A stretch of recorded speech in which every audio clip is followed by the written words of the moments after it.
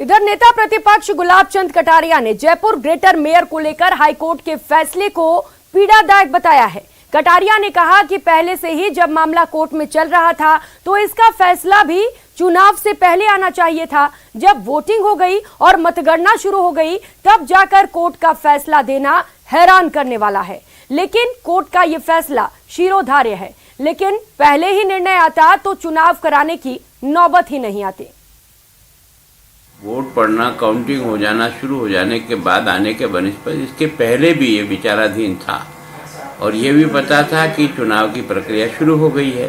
तो मैं सोचता हूँ न्यायालय को इसको अगर समय से पूर्व ही इसके बारे में फैसला करते तो ज़्यादा अच्छा होता।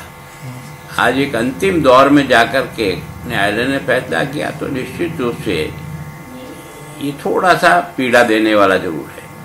जबकि प्रोसेस एक बार जब चुनाव की प्रक्रिया जब शुरू हो जाती है तो सामान्यतः चुनाव प्रक्रिया शुरू हो जाने के बाद इस प्रकार के फैसले अब तक तो कभी आए नहीं, देखे भी नहीं। तो मैं सोचता हूँ न्यायालय को अधिकार है, लेकिन वो समय के पहले ही इस बात को निपटा देते तो शायद इस चुनाव के दौर तक यहाँ तक पहुँचने की आवश्यकता नहीं होती।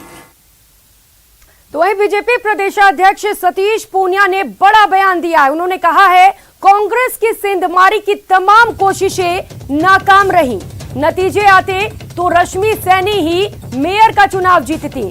सरकार की नीयत साफ होती तो ऐसी घटनाएं ही नहीं होती।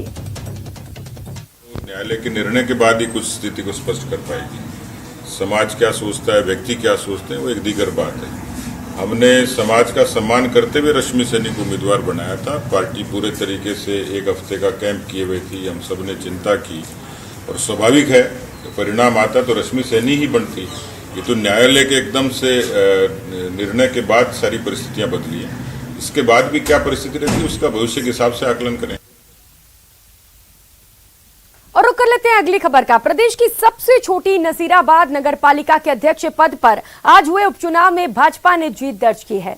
20 पार्षदों वाले इस बोर्ड में 10 पार्षद भाजपा के हैं, जबकि कांग्रेस के 8 और 2 निर्दलीय हैं।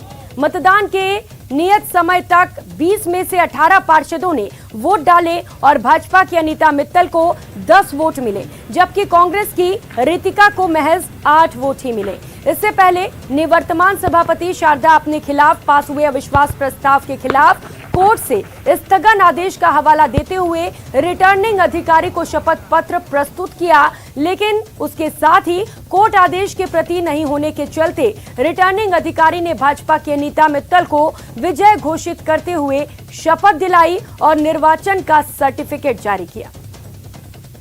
देखिए, एक एप्लीकेशन प्राप्त हुई थी। उस एप्लीकेशन के साथ किसी प्रकार का कोई डॉक्यूमेंट अटैच नहीं था। उन्होंने सिर्फ एक एप्लीकेशन हमें दी थी। उन्हें हमने मौका दिया है कि अगर आप संबंधित कोई भी अगर कोर्ट का निर्णय है तो आप निर्णय की कोई पेश। तो वहीं सिरोही जिले की पिंडवाड़ा नगर पालिका के मेयर पद के नतीजों में निर्दलीय प्रत्याशी सुरेंद्र मेवाड़ा ने जीत दर्ज की। उपचुनाव में कांग्रेस और बीजेपी को पछाड़ते हुए निर्दलीय प्रत्याशी सुरेंद्र मेवाड़ा ने एक तरफा जीत दर्ज की है। निर्दलीय प्रत्याशी सुरेंद्र मेवाड़ को कुल 24 में से 17 मत मिले हैं। वहीं भाजपा की नीता चौहान को 4 मत तो कांग्रेस के चेला राम को मात्र 3 मत प्राप्त हुए।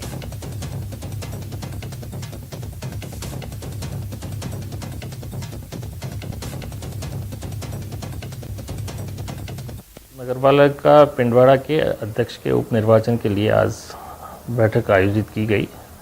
तो प्रातः 10 बजे से 2 बजे तक उसमें मतदान का समय नियत था और 2 बजे तक जो भी मतदान हुआ उसके पश्चात तुरंत बाद हमने मतगणना प्रारंभ की और मतगणना के पश्चात नगरपालिका पिंडवाड़ा के अध्यक्ष पद के लिए निर्दलीय प्रत्याशी श्री सुरेंद्र कुमार मेवाड़ा है वो सम्यक रूप से निर्वाचित।